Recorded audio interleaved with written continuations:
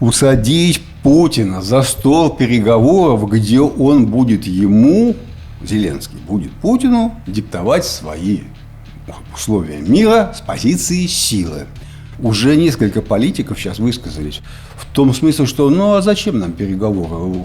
Все, у Зеленского все получается. Украинская армия там перехватывает инициативу. Вон что с Крымом творится, да?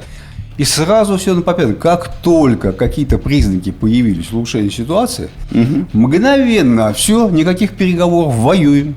Налет беспилотников, он считается достаточным поводом по доктрине ядерной? Ну, формально да.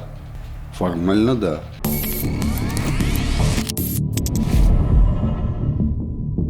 Привет всем, вы снова на канале Ширяев и Ширяев. Здесь я, журналист Евгений Ширяев, и мой отец, военный обозреватель Валерий Ширяев. Мы будем обсуждать все, но не совсем. Я не знаю. Здравствуйте. Конечно, мы обсудим положение на фронте, но наибольшую часть нашего выпуска сегодня все-таки мы посвятим разбору тех событий, которые оказали наибольшее влияние на общественное мнение, на граждан России, Украины и так далее. Я имею в виду, конечно, обмен ударами на дальних дистанциях, удары по тылам и так далее, потому что это все вышло сейчас на первые полосы медиа. Что касается статистики за последнюю неделю от Минобороны, то 2 населенных пункта, о которых сообщило ведомство, это в Сумской области, и Волжанская, и Юрковка, как многократно отмечает Минобороны, в 10 километрах от Славянска. Ну и Минобороны вернулась к своей практике публикации ежедневной статистики по захваченным улицам и количеству домов в крупных городах, как это было в свое время в Покровске, Мирнограде, сейчас Константиновка и Лиман.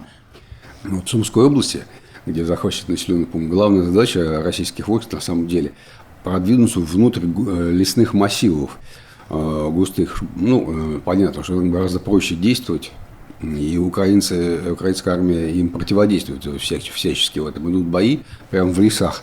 Но ясно, что можно от дронов опасаться. Вот в плотной городской застройке это еще проще сделать. Просто легче вести боевые действия. И там российская армия демонстрирует гораздо более уверенные успехи. Именно потому, что есть куда скрыться. Значит, последний раз, я помню, эта практика подсчета захваченных домов в городе по штукам. Вот мы ее действительно помним по Покровску и Мирнограду. Мы уже много раз говорили о том, что в условиях действия сверхмалых групп подсчет количества домов конкретных, занятых в городе, абсолютно нерелевантный, потому что ситуация динамическая, она меняется каждый час, и бойцы, 2-3 человека, переходят из одного дома в другой, а это что, уже не контролируется? Да, а потому что в него могут зайти, допустим, штурмовики украинские, там тоже один человек зайдет, и вот все. Публикуется буквально видео с человеком с флагом, это буквально идет человек по улице, а сейчас он прошел и зашел на соседнюю улицу. Да. Вот то, что он по улице с флагом прошел и ушел дальше, это свидетельствует о том, что улица под контролем. Можно, конечно, сказать, что он уверенно себя чувствует, не скрывается от дронов, Но, в общем, по большому счету нет. Косвенное свидетельство. Как косвенное свидетельство, но так по большому счету нет. И самое главное, то, что бойцы часто меняют месторасположение, потому что долго находиться в одном помещении – это опасно для здоровья. Противник тебя вычисляет, допустим, к тебе прилетел дрон, сбросил тебе заряженные батареи для радиостанции, допустим. Все это уже признак, разведпризнак. Жди удара. Соответственно, они часто меняют, и еще добавок ко всему, еще и командование их заставляет менять положение. Говорят, ребят, надо перейти в следующее здание, расширять зону контроля и так далее. Они дом оставляют, все. В этих условиях ни один нормальный, гражданин России, Украины, слушатель, я уж не говорю про асинтеров, не может никаких вообще абсолютно выводов сделать из количества занятых домов, которые и нельзя засчитывать как окончательное количество за 1 час. Даже так. Вот что касается Сумской области, то все-таки российская армия движется там минимальными темпами. Но можно представить, вот спрашивают, как рассматривать вот эти области, которые, значит, не входят даже по Конституции в территорию Российской Федерации, имеется в виду Харьковская, там, Сумская. Как их рассматривать вообще действия? Что это такое? Ну, я говорю, что теоретически можно предположить это как области, которые будут размениваться на другие области.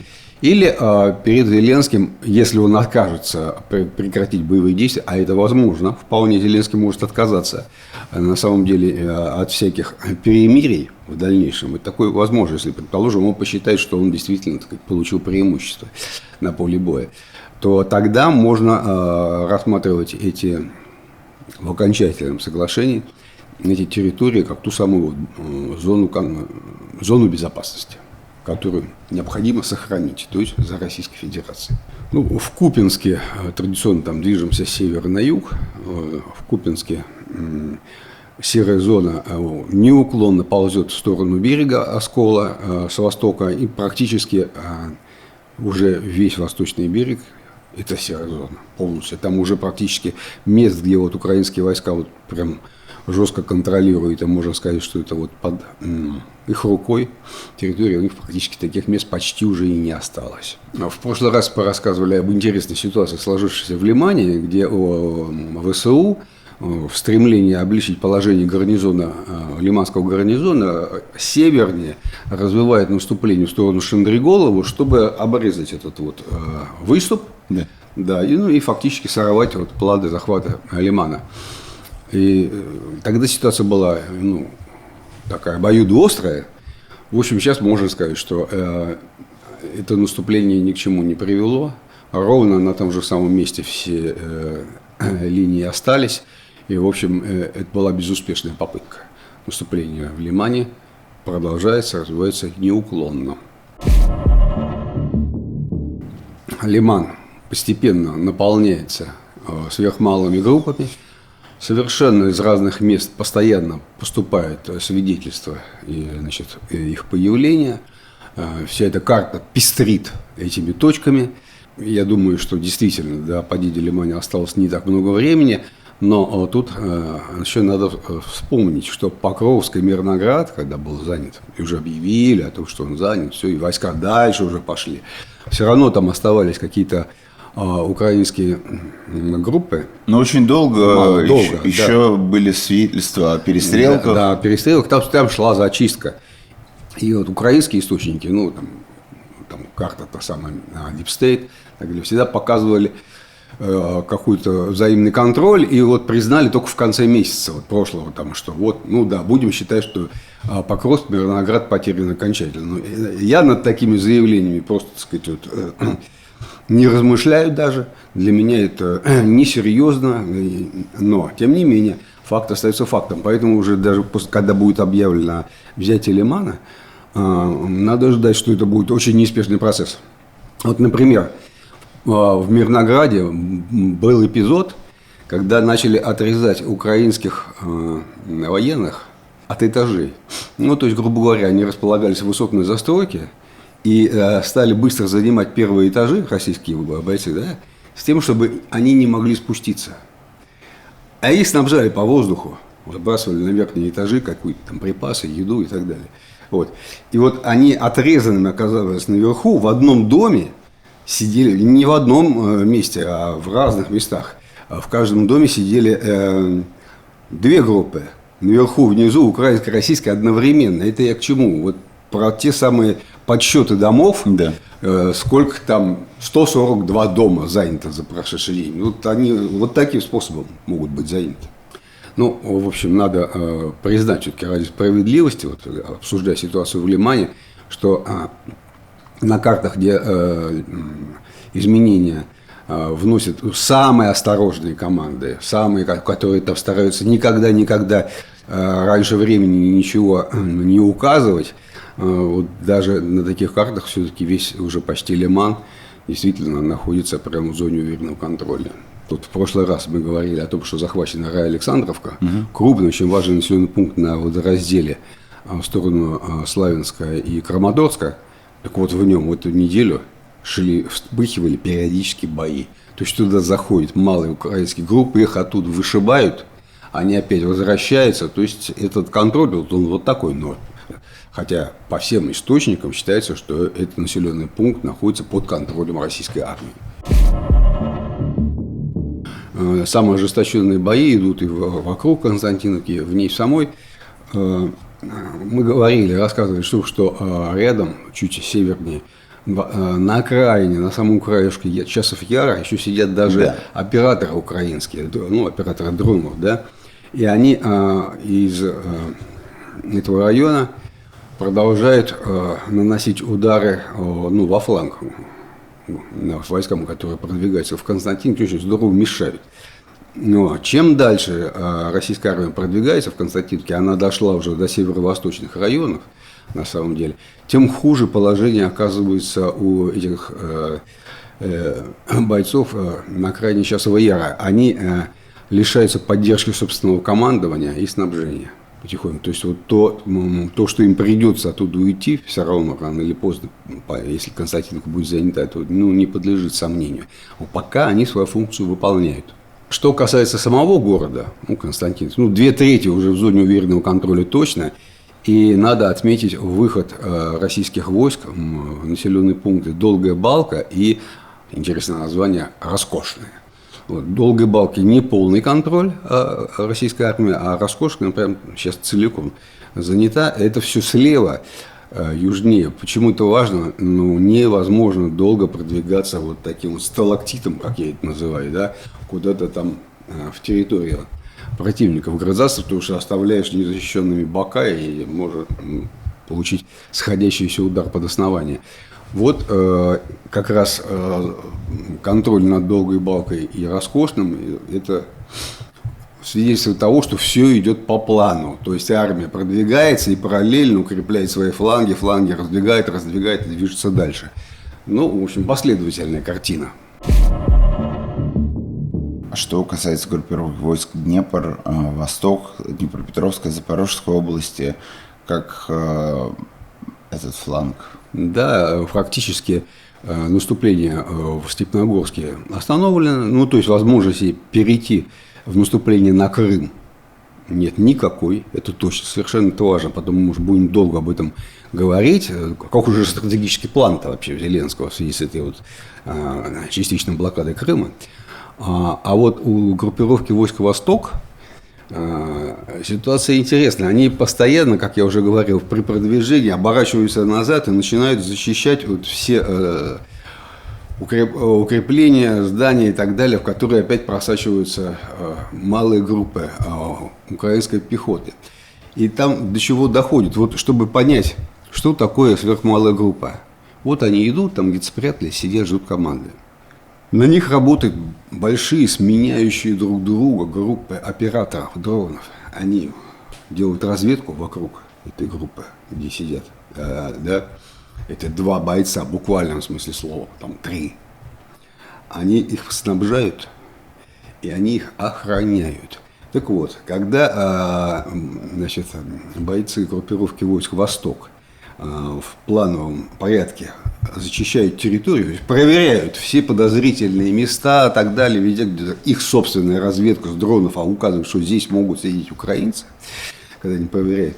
Они, обнаружив такую группу, даже стараются иной раз в бой не вступать. То есть это убежище разбивается артиллерией и чаще всего сбросами дронов, то есть бомбят.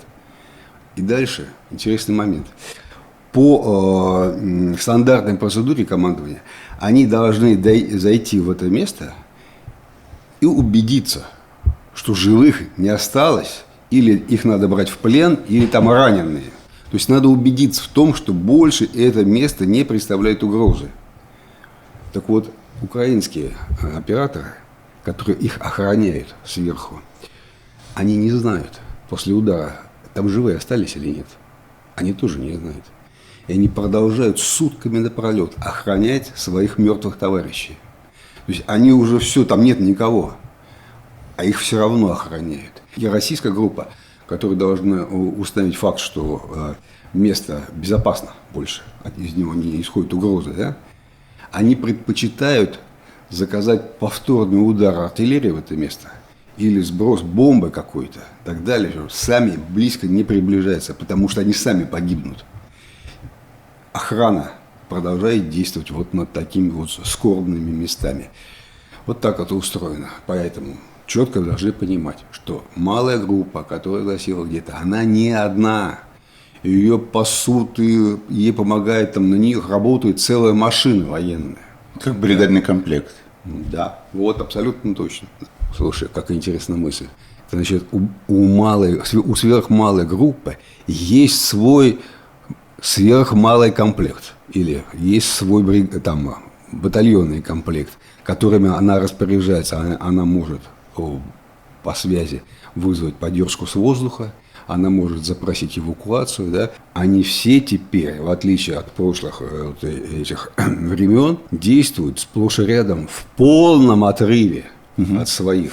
В полном отрыве, то есть буквально мини-окружения такие, да, или даже не знаю, как это назвать. Вот, без связи зачастую, ну, мы рассказывали уже. Мы говорим о постоянном обмене дальними ударами в глубине территории двух армий, уже как о какой-то рутине. Вот нанесли удар украинцы, потом копят дроны, значит, рутинные удары ежедневные небольшим количеством, потом массовый налет. Ровно такая же тактика у российской армии, которая вот сейчас там по 180, по 200 дронов. Потом до 1000, может быть, там налет. Вот эти промежутки, они устанавливаются, именно определяются мощностью сборочного производства. Или завода в Алабуге, например. Да? Поскольку мест, которые действительно являются большими, очень ценными целями, которые, их уничтожение станет серьезным ущербом для военного потенциала Украины, вот таких целей на Украине почти же нет, если они не за красными линиями, то российская армия отвечает на все эти вот удары по НПЗ и так далее массированной кампанией уничтожения бензоколонок, автозаправочных станций в ближней полосе. То есть это те области Украины, которые граничат с фронтом. Да. Которые граничат с фронтом. И вот этих видео просто огромное количество. Просто они изничтожают все автозаправки. Надо сказать, что вообще-то бензин можно разливать прямо с наливника на трассе.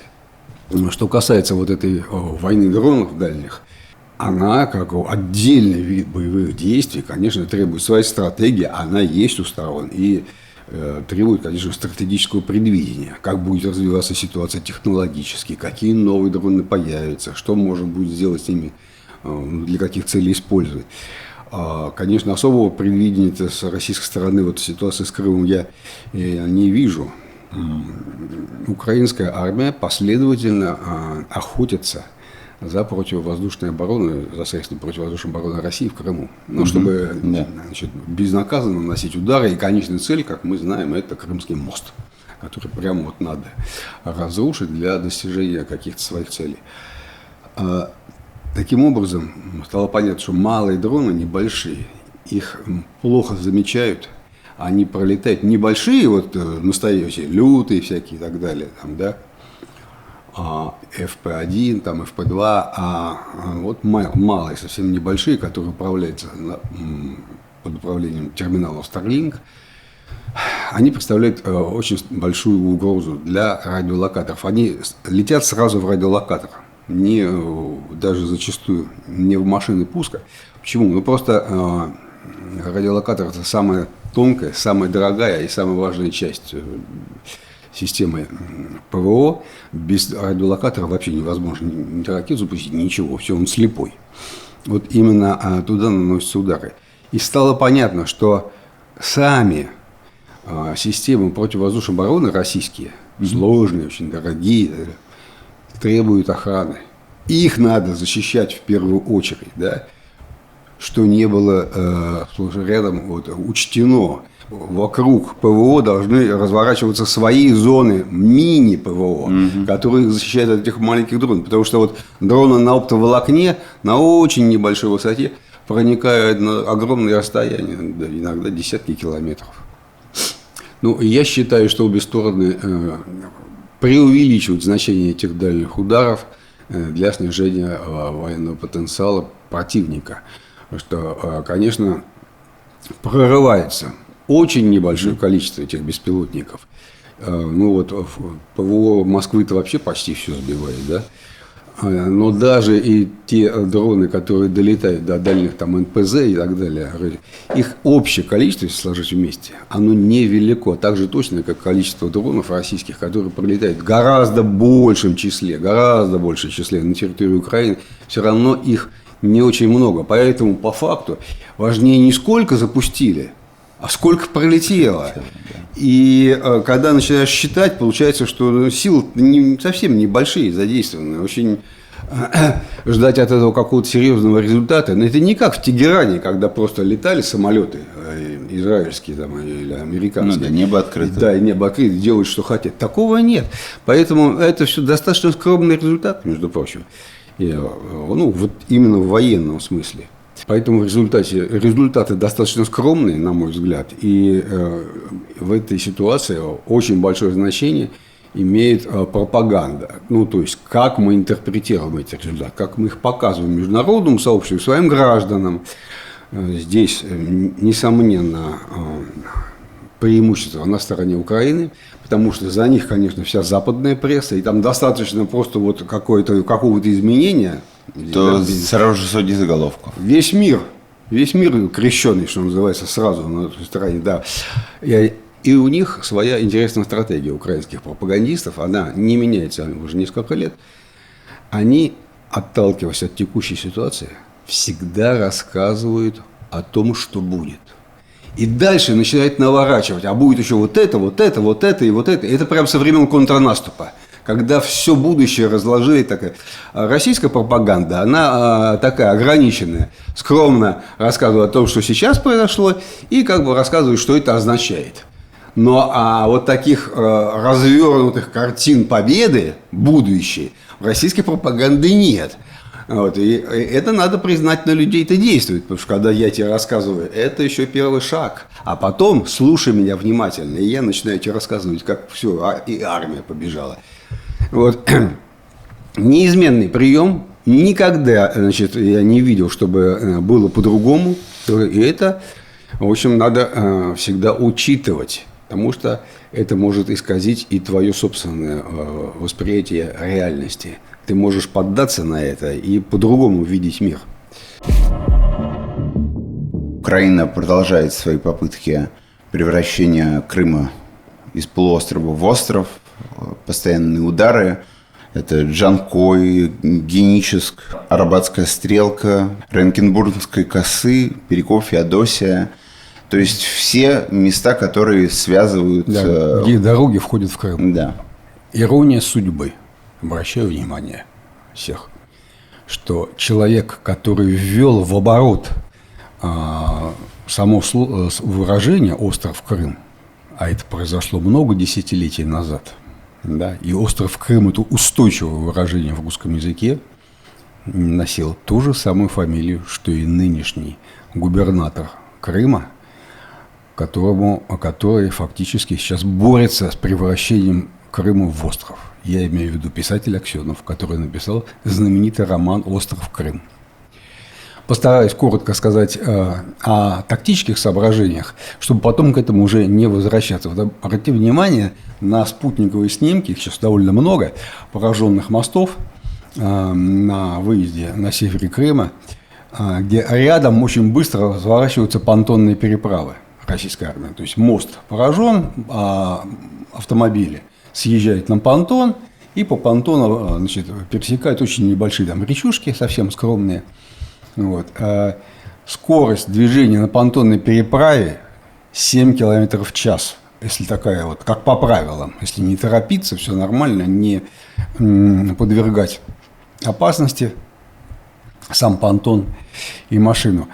Это в разы меньше, чем на нормальном, хорошем мосту. То есть запомним, что на самом деле понтонный мост не просто там заменяет мост, он резко суживает скорость, возможности переброски грузов. Намного медленнее по нему движется. Поэтому их должно быть несколько сразу, вот рядом с мостом. в одну сторону, в другую и так далее. В принципе, там совсем небольшие расстояния, и даже если понтонный мост разбивается, там понтон, его быстро меняют на другой. Главное, чтобы у понтонно-мостостроительных батальонов было достаточное количество этих вот секций. Тут вот скажу сразу, что очень многие говорят в ходе развернувшейся дискуссии, почему не бомбят мосты через Днепр, что вот, ну зачем бомбить, все равно можно понтонный мост рядом построить. Вот максимальная по правилам дальность понтонного моста управляемого 800 метров. Ну, понятно. А Днепр километр. Днепр километр. То есть это очень хлопотное хозяйство. Это такая гигантская река, тонкая лента, понтон. Его на специальных якорях против течения подтягивают. С другой стороны, заходят катера специальные и подрабатывают постоянно моторами, толкают его.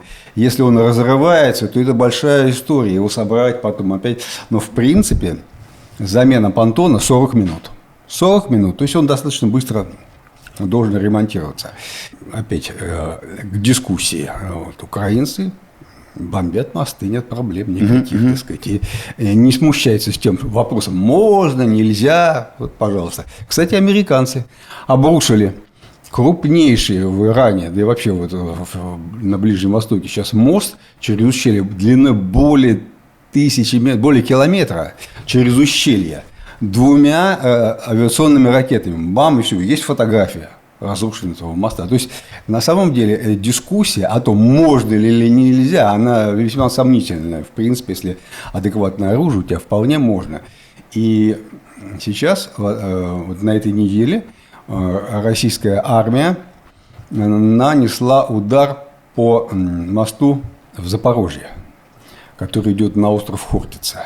Крыла эти авиационные бомбы на излете, на предельной дальности туда долетели, несколько штук. Как я понимаю, в сам мост они не попали, но мост железнодорожный одновременно, и тем не менее его закрыли, он, видимо, поврежден. То есть, видимо, российское командование тоже в ответ пытается что-то нащупать, каким способом ответить. Вот Крым перекрывайте, значит, мы можем перекрыть здесь вот вам движение. Возможно, это проба там, технологий каких-то и так далее. Хотя вот за столько лет уже идет специальная военная операция. Не видно, чтобы создали такое достаточно дешевое оружие, которое могло бы эту задачу решить. И есть сейчас на вооружении удешевленная резко крылатая ракета «Бандероль» называется. Она 500 километров летит. В принципе, до любого моста через Днепр достают. Вот, видимо, она, да, можно ее использовать для таких задач. Пока никто не пробовал. Собственно говоря, план ВСУ – это все-таки стратегия. Это стратегический план, да.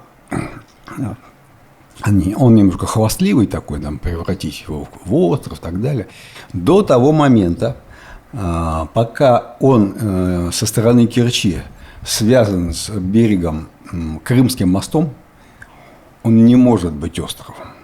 До того момента, пока через него идут товарные составы и можно продукты питания, еду возвозить в Крым, никакого голода быть не может. Ну, просто железнодорожные вагоны идут и идут. Все. Поэтому сейчас все обсуждения о том, когда будет Крымский мост. Удар по Крымскому мосту. Да. Значит, конечно, его надо ждать. Но план, насколько я понимаю, немножечко такой продвинутый из двух этапов. Сначала украинское командование ждет, что вот в ажиотаже из-за этого давит на психику, постоянные статьи в средствах массовой информации, Крым превращается, там блокада, люди сидят без топлива, все, беда, значит, надо что-то делать.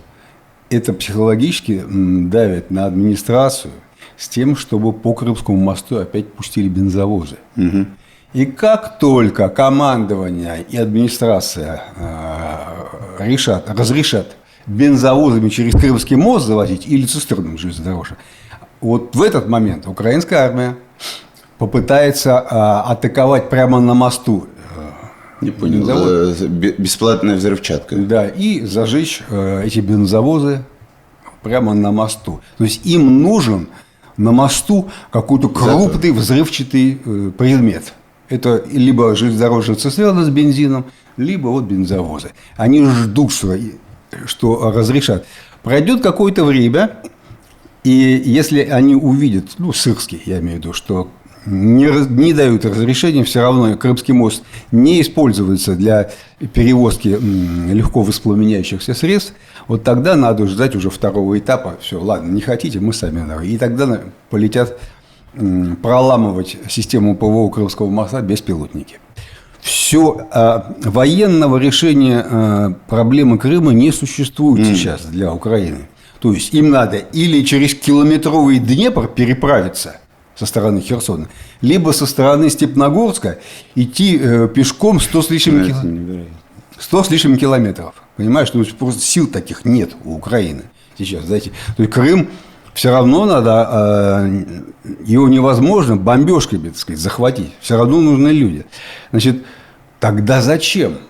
Вот я говорю, что единственный, так сказать, пункт железного плана стратегического Сырского и при организации топливного кризиса в России, и при организации блокады, она не полная, сразу скажем, не полная блокада Крыма, усадить Путина за стол переговоров, где он будет ему, Зеленский, будет Путину диктовать свои условия мира с позиции силы.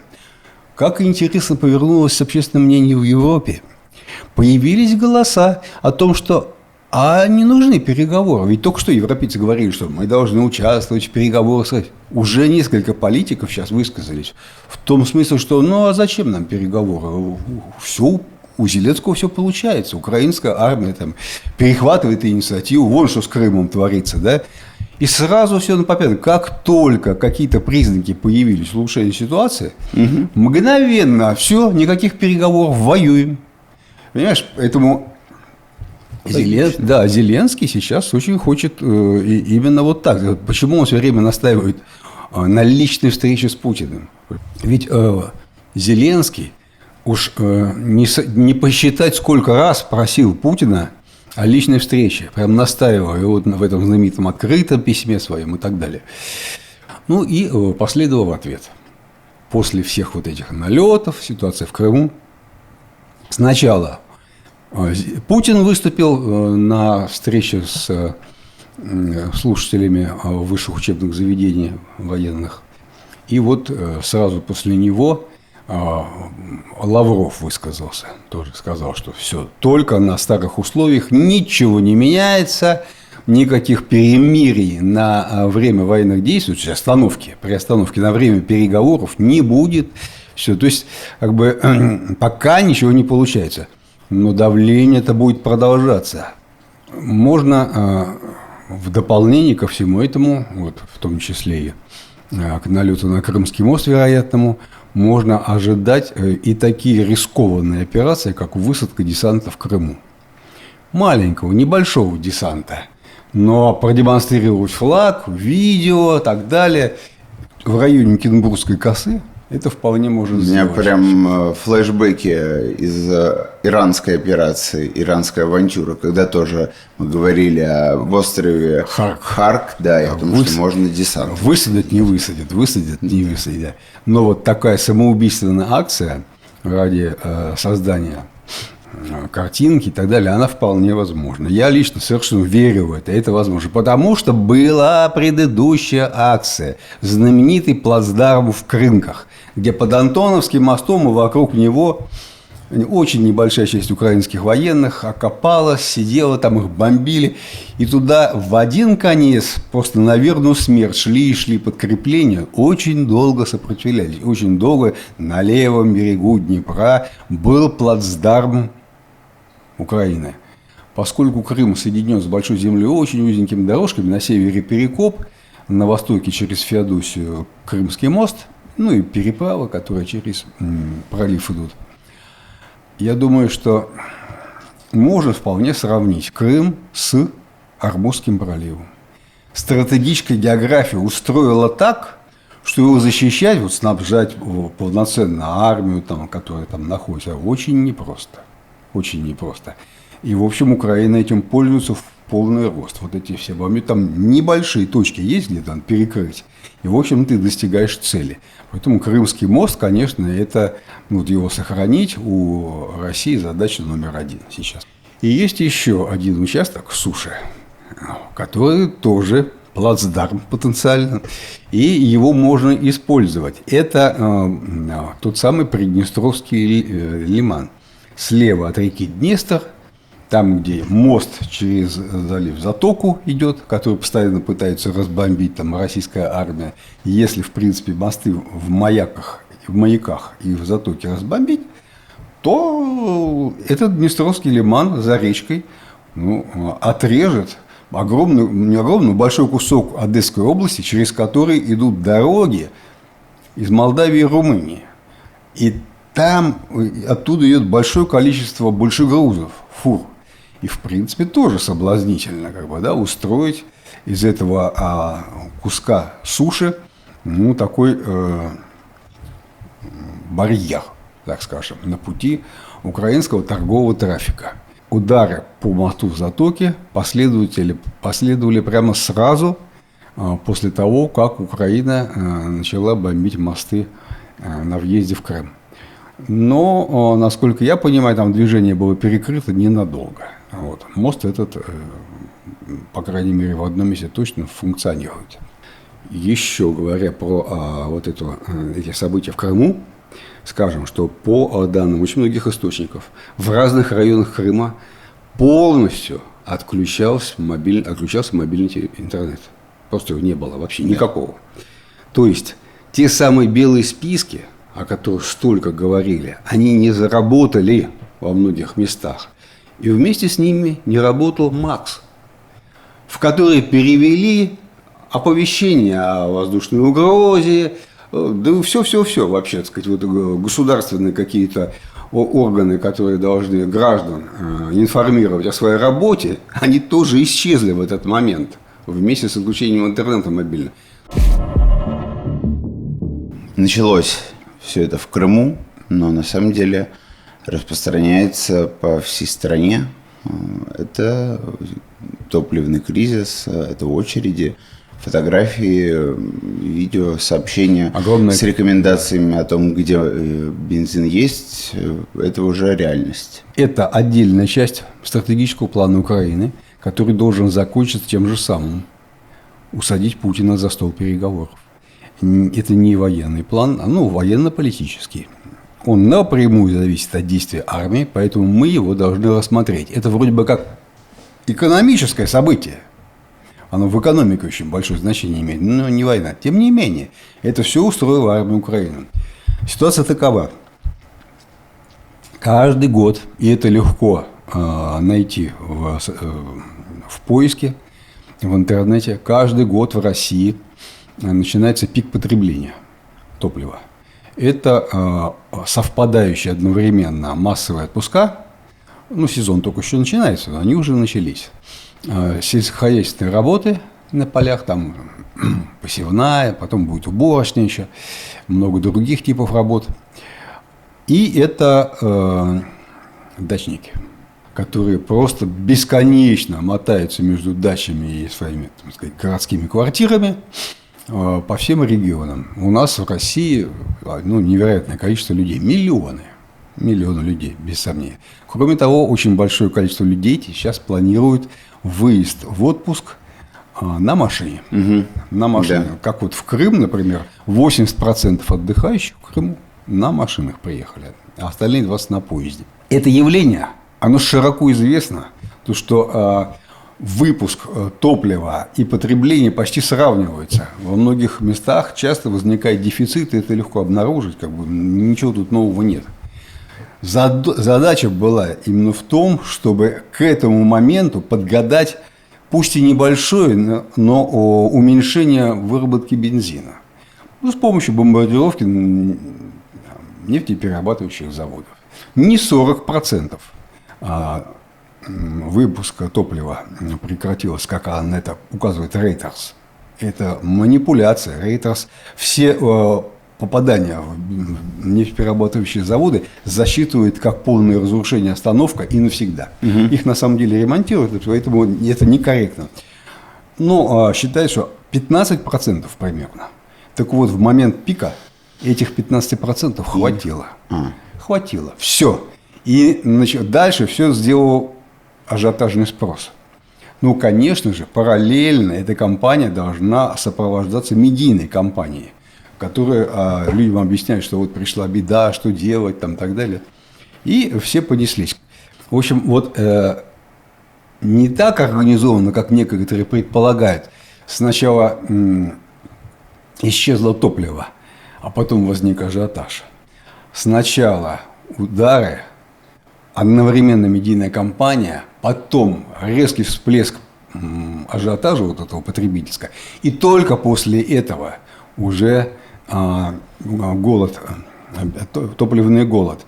И с этого момента уже абсолютно неважно, никому не интересно, какой процент там выработки бензина сократился. Сносят все, даже если бы эти заводы не были повреждены, и бензин бы производили вот в тех количествах, как в любое время. Все равно бы не хватило. Все равно бы не хватило. И в ответ российское командование, российское военно-политическое руководство не могут предпринять зеркальных мер. Почему? Потому что вот, как никогда сейчас проявилась разница ситуации. В Украине вся нефтепереработка уничтожена давным-давно. Сейчас там, есть какие-то нефтехранилища, там добивают уже все. Все топливо в Украине завозное, из-за границы, и в основном из Европы, но не только из Европы. И делается как? Сам бензовоз, топливозапасчик, пересекает границу и едет не на базу, сразу на автозаправку и развозит. Поэтому вот этот огромный промежуточный кусок, он исчезает из логистики. Ну и давай гоняйся за бензовозами по всей Украине в результате.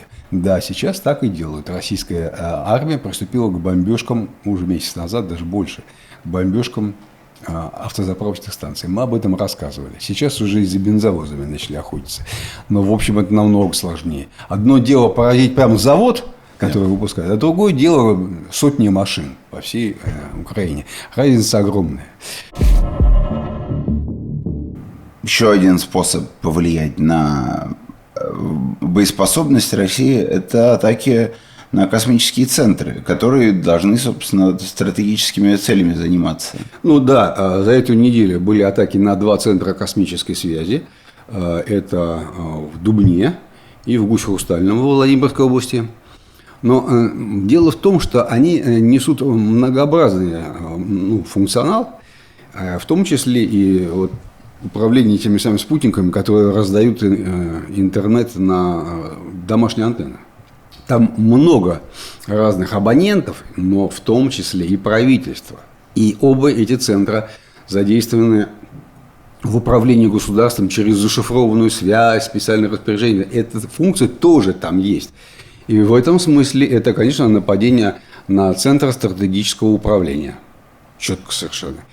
Я думаю, что, возможно, американцы просто очень внимательно сейчас смотрят. Им очень интересно вообще, как Россия реагирует, потому что это уже все. Это их епархия. Да. Потому что самим украинцам, вот если говорить о фронте, им вот 100 лет не надо вообще, так сказать, вот нападение на эти центры космической связи, они Украине не холодно, не жарко, никак. Это именно прощупывание для интересов. Да, мне кажется, большие дяди там в Вашингтоне просто попросили. Вполне возможно такое.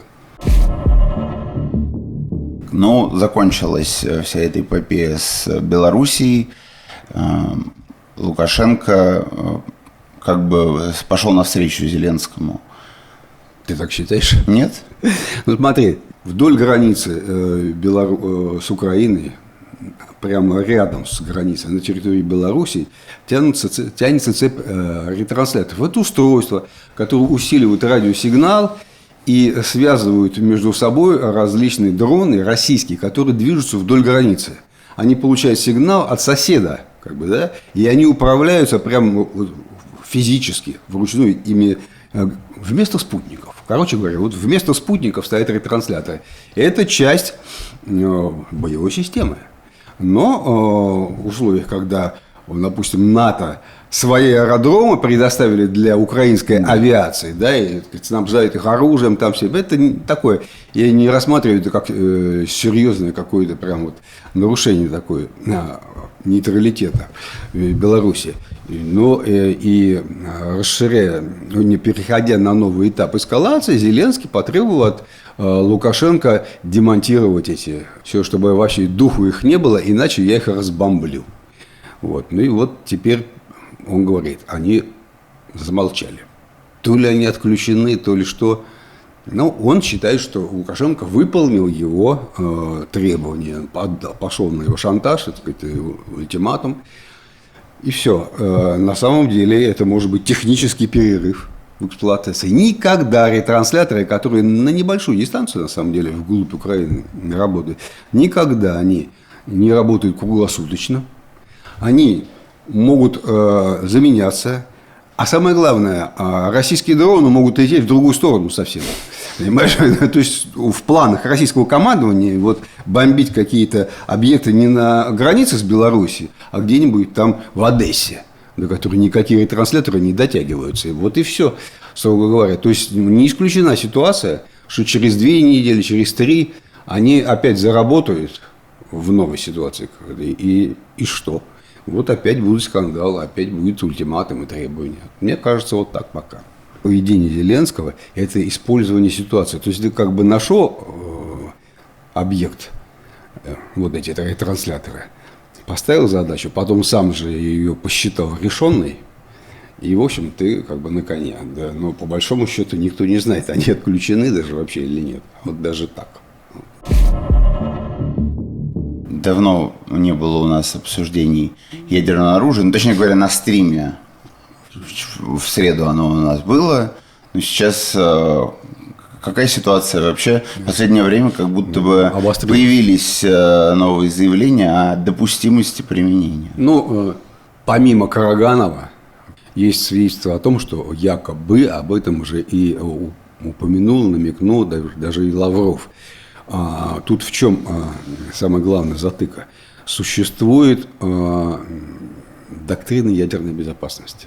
В ней мы обсуждали и рассказывали подробно, как она устроена. В ней прописан ряд условий, при которых российское командование может нанести ядерный удар. Там эти условия все прописаны.